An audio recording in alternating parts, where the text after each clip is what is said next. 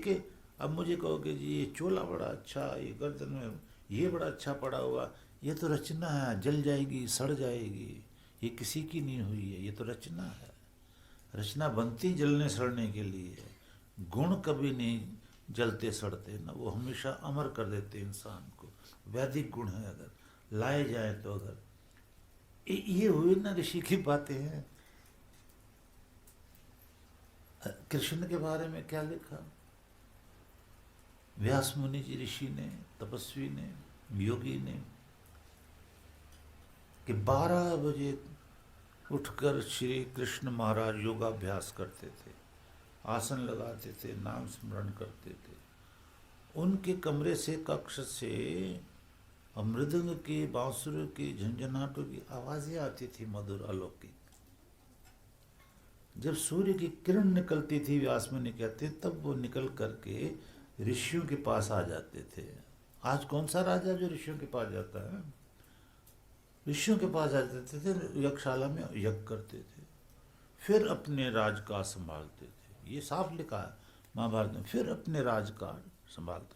यही वेद का आदेश है कि आप लोग सुबह उठो, साधना करो, सूर्य की किरण निकलती है तो हवन करो, नहीं निकलती तो भी कर लोगे तो आध्यात्मिक लाभ होगा, फिर अपने ऑफिस से आओ। सुबह जिसको टाइम नहीं मिलता वो शाम को हवन कर ले। आज की परिस्थितियाँ ऐसी हो गई ना, शाम को नहीं मिलता तो सुबह कर ले। जब आयु बढ़ जाएगी, फिर 60 साल की आयु के बाद, फिर देव हितम यदायु यत आयु, जो आयु शेष रह गई वो लगा दो ईश्वर के लिए, विद्वानों की सेवा में, ईश्वर का ज्ञान लेने के लिए, उसे धारण करने के लिए ज्ञान ना। मेरा मतलब समझे, ऋषियों की रचना क्या है, आदमियों की रचना क्या है। वो गुणों का वर्णन कर रहे हैं, ये रचना कर रहे हैं। रचना के आदमी को खूबसूरत बना सकती है, बनाती, और वो परमानेंट होती है रचना। ये तो डिशेप होएगी होएगी, है ना। बुढ़ापा आएगा ही, जरा अवस्था आएगी, है ना। He that loves a rosy cheek and coral lips admires, William Wordsworth कहते हैं कि जो ही those who only loves with physical charms, यही वेद कहता है कि फिजिकल चार्म को प्रेम करो कुछ समय तक। असल में माता पिता, बेटे बेटी, भाई बहन, पति पत्नी, चाचा ताऊ वगैरह, ये सब आत्मिक प्यार होना चाहिए, शारीरिक नहीं, केवल कि आत्मिक प्यार वो हमेशा रहने वाला, एवर लास्टिंग है।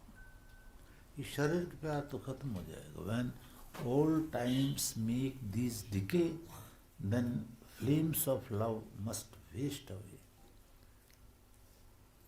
जब बुढ़ापा आएगा, शरीर ढल जाएगा, तो तुम्हारा प्यार भी खत्म हो जाएगा, क्योंकि तुमने फिजिकल चार्म किया, प्यार है ना। और अगर आपका आध्यात्मिक प्यार, आत्मिक प्यार, love with equal heart combine, एक दूसरे से आत्मिक प्यार एक जैसा जब है, अगर ये किया है, किंडल नेवर डाइंग फायर, वो जो प्रज्वलित करती है प्यार को, वो ऐसा होता है never dying, ever lasting.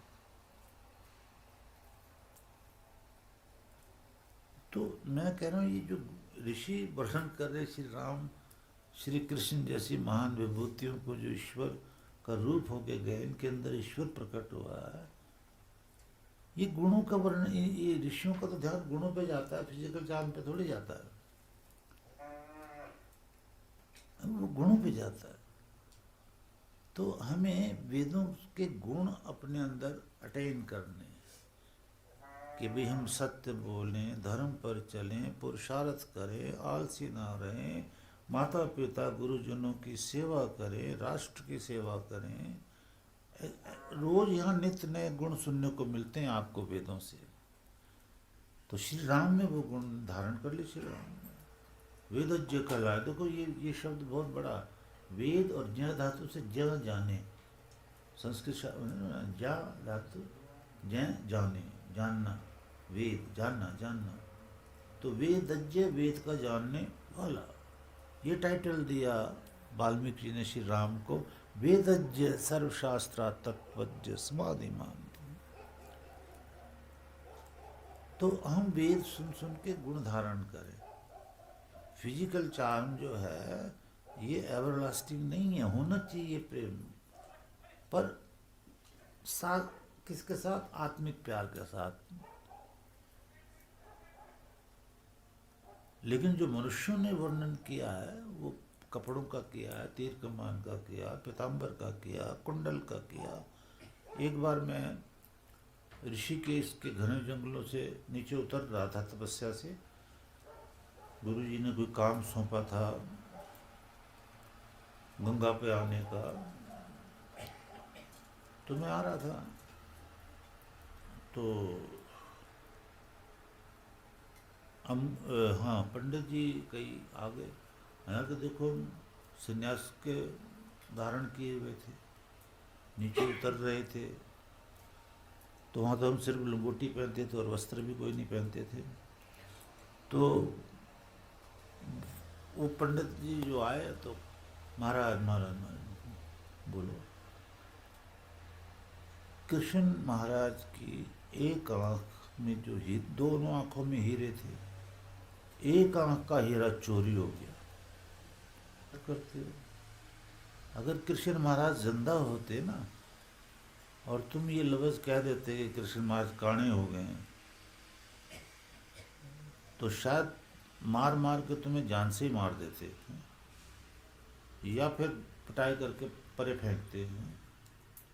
Krishna महाराज काणे हो गए,